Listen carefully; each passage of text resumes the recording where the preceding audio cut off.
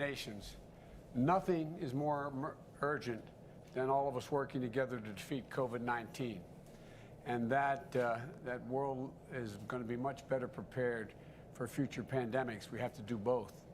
This summit is about supercharging our efforts in three key areas: vaccinating the world by dramatically ramping up vaccine production, donations, delivery, and administering the vaccine, which is a logistical challenge. Addressing the oxygen crisis in many hospitals around the world, making other treatments more accessible, and increasing the availability of public health tools like masks and tests. And building back better so that our global health security infrastructure is more resilient than it is today. We've all suffered. The United States has lost more than 670,000 of our fellow Americans. Worldwide, the death toll is above 4.5 million people. 4.5 million people. And this is a global tragedy. And we're not going to solve this crisis with half measures or middle-of-the-road ambitions. We need to go big, and we need to do our part. Governments, the private sector, civil society, leaders, philanthropists. This is an all-hands-on-deck crisis. And the good news is we know how to beat this pandemic: vaccines, public health measures, and collective action. During the first 8 months of my presidency, we have worked aggressively to get Americans and the world vaccinated. As President of the United States, my first responsibility is to protect the American people. And I'm proud that we've gone from 2 million Americans being fully vaccinated when I took office in January 20th to 182 million and counting today in America. But we also know that to beat the pandemic here, we need to beat it everywhere. And I made and I'm keeping the promise that America will become the arsenal of vaccines, as we were the arsenal for democracy during World War II. We've already shipped nearly 160 million doses to 100 countries, more than every other country has donated combined. America's donations of 500 million Pfizer vaccines through COVAX that I've announced before the G7 summit in June have already begun to ship. Today, I'm announcing another historic commitment. The United States is buying another 500 million doses of Pfizer to donate to low and middle-income countries around the world. This is another 500 million doses that will all be shipped by this time next year. And it brings our total commitment of donated vaccines to over 1.1 billion vaccines to be donated. Put another way, for every one shot we've administered to date in America, we have now committed to do 3 shots to the rest of the world. I want to thank Pfizer and its CEO and chairman, Albert. Albert's been a good friend and has been helpful. They've been and continue to be partners and a leader in this fight. And the United States is leading the world on vaccination donations. We need, as we're doing that, we need other high-income countries to deliver on their own ambitious vaccine donations and pledges. That's why today we're launching the EU-US vaccine partnership to work more closely together and with our partners and expanding global vaccinations. And as we do so, we should unite around the world on a few principles: that we commit to donating, not selling, donating, not selling doses to low and lower income countries, and that the donations come with no political strings attached. And that we support COVAX as the main distributor for sharing WHO-approved vaccines. And that we fight vaccine disinformation and exercise transparency to build vital public trust in these life-saving tools. It's also important that we are working toward common goals and targets so that we can measure our progress and hold ourselves and each other accountable. Secretary of State Blinken will be convening foreign ministers later this year to check on our collective progress. And I propose that we come together for a second high-level virtual summit in the first quarter of 2022 to help gauge our progress and keep our efforts fully aligned. Another goal is dramatically boosting global and regional vaccine manufacturing capacity, enhancing transparency so that vaccine production and distribution is predictable and coordinated, In fact, an important part of the reason the United States is able to make these big historic donations is because we've worked with the U.S. vaccine manufacturers to accelerate the manufacturing rate and production.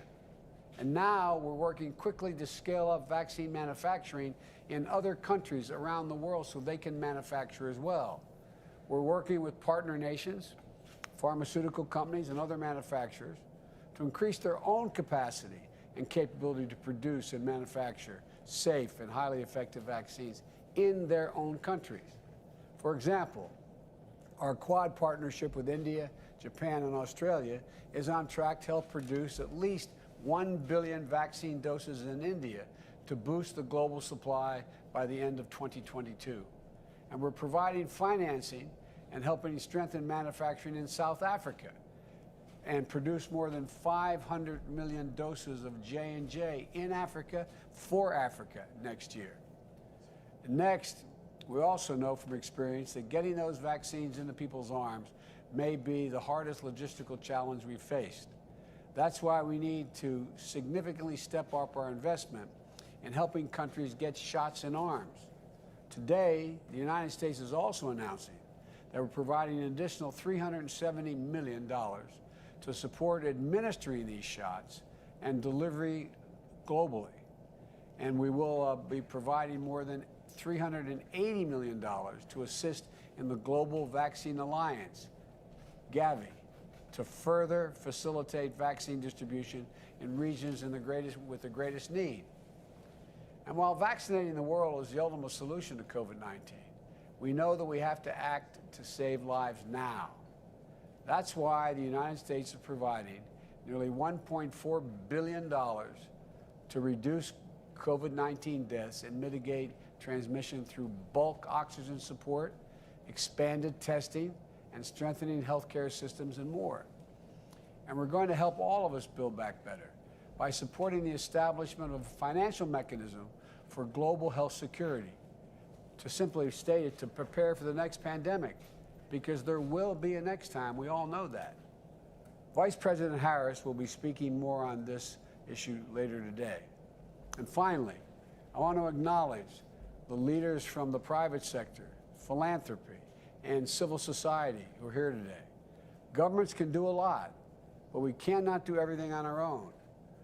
We've asked our non-governmental partners to take up the call for new actions that it will solve the core challenge of making vaccines available to everyone, everywhere, solving the oxygen availability crisis, financing health security, and more.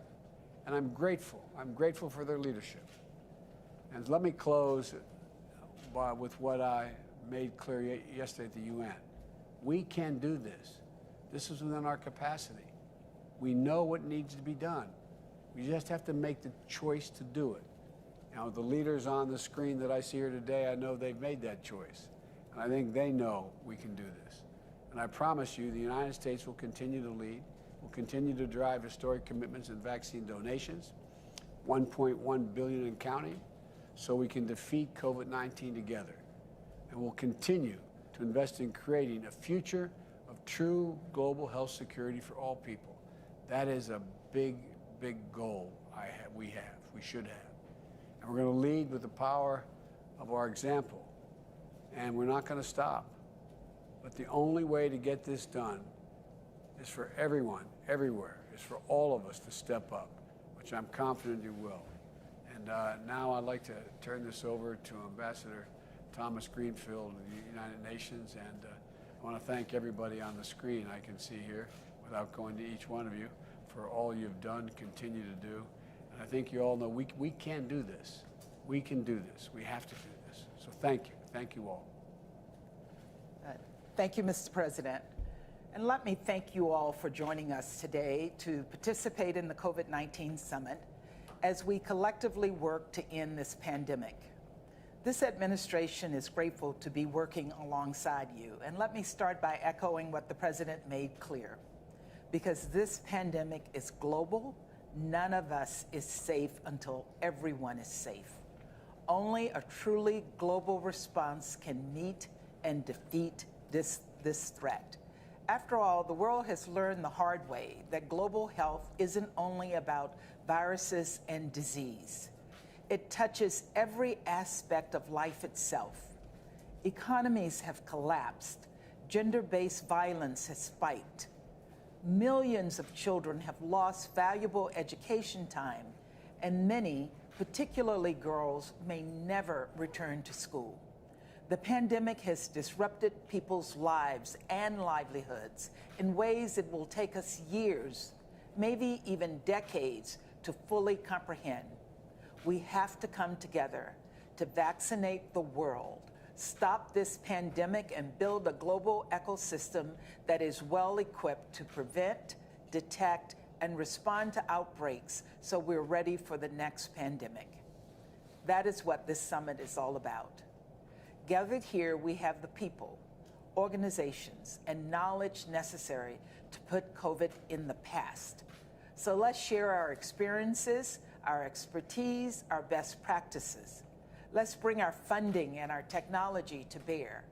And let's work together through the WHO, COVAX, and the United Nations to vaccinate the world and make 2022 the year we learned that public health is absolutely essential to global security and safety.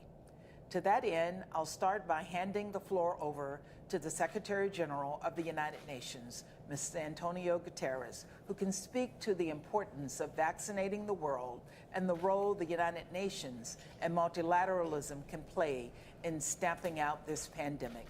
Secretary General, over to you. President Biden, Excellencies, I want to thank President Biden for this important initiative to help mobilize